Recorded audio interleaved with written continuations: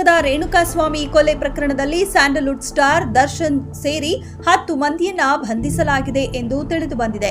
ಇಂದು ಬೆಳಗ್ಗೆ ಮೈಸೂರಿನ ಫಾರ್ಮ್ ಹೌಸ್ನಲ್ಲಿ ನಟ ದರ್ಶನ್ ಅವರನ್ನ ಬಂಧಿಸಲಾಗಿದೆ ಎನ್ನಲಾಗಿದೆ. ದರ್ಶನ್ ಗೆಳತಿ ಪವಿತ್ರ ಗೌಡಗೆ ರೇಣುಕಾಸ್ವಾಮಿ ಅಶ್ಲೀಲವಾಗಿ ಸಂದೇಶ ಕಳುಹಿಸುತ್ತಿದ್ದನು. ಈ ಕಾರಣಕ್ಕೆ ನಟ ದರ್ಶನ್ ಸೂಚನೆ ಮೇರೆಗೆ ಅವರ ಗೆಳೆಯರು ಕಾಮಾಕ್ಷಿ ಪಾಳ್ಯದಲ್ಲಿ ರೇಣುಕಾಸ್ವಾಮಿ ಅವರನ್ನ ಕೊಲೆ ಮಾಡಿದ್ರು ಎಂದು ಹೇಳಲಾಗ್ತಿದೆ.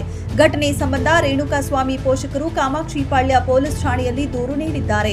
ದರ್ಶನ್ ಜೊತೆ ಪವಿತ್ರ ಗೌಡ ಆಪ್ತವಾಗಿದ್ದಾರೆ. ದರ್ಶನ್ ಜೊತೆ ಇರೋ ಫೋಟೋಗಳನ್ನ ಪವಿತ್ರ ಗೌಡ ಹಂಚಿಕೊಂಡಿದ್ರು.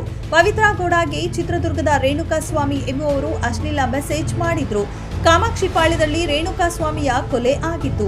ನಟ ಚಾಲೆಂಜಿಂಗ್ ಸ್ಟಾರ್ ದರ್ಶನ್ ಅರೆಸ್ಟ್ ಆಗಿದ್ದಾರೆ.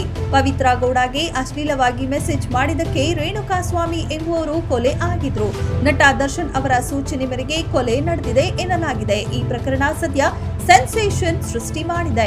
ಮೈಸೂರಿನ ಫಾರ್ಮ್ ಹೌಸ್ನಲ್ಲಿ ನಟ ದರ್ಶನ್ ಅರೆಸ್ಟ್ ಆಗಿದ್ದಾರೆ ಎಂದು ತಿಳಿದು ಬಂದಿದೆ. ದರ್ಶನ್ ಸೂಚನೆ ಮೇಲೆ ಕೊಲೆ ಮಾಡಿದ್ದಾಗಿ 4 ಆರೋಪಿಗಳು ಬಾಯ್ಬಿಟ್ಟಿದ್ದಾರೆ. ಘಟನೆ ವೇಳೆ ಸ್ಥಳದಲ್ಲಿ ದರ್ಶನ್ ಕೂಡ ಇದ್ದರು ಎನ್ನಲಾಗಿದೆ.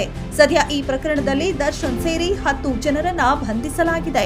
ಈ ಘಟನೆ ನಡೆದಿದ್ದು ಜೂನ್ 9ರಂದು ಚಿತ್ರದುರ್ಗದಿಂದ ರೇಣುಕಾಸ್ವಾಮಿ ಬೆಂಗಳೂರಿಗೆ ಕರೆದುಕೊಂಡು ಬರಲಾಗಿತ್ತು.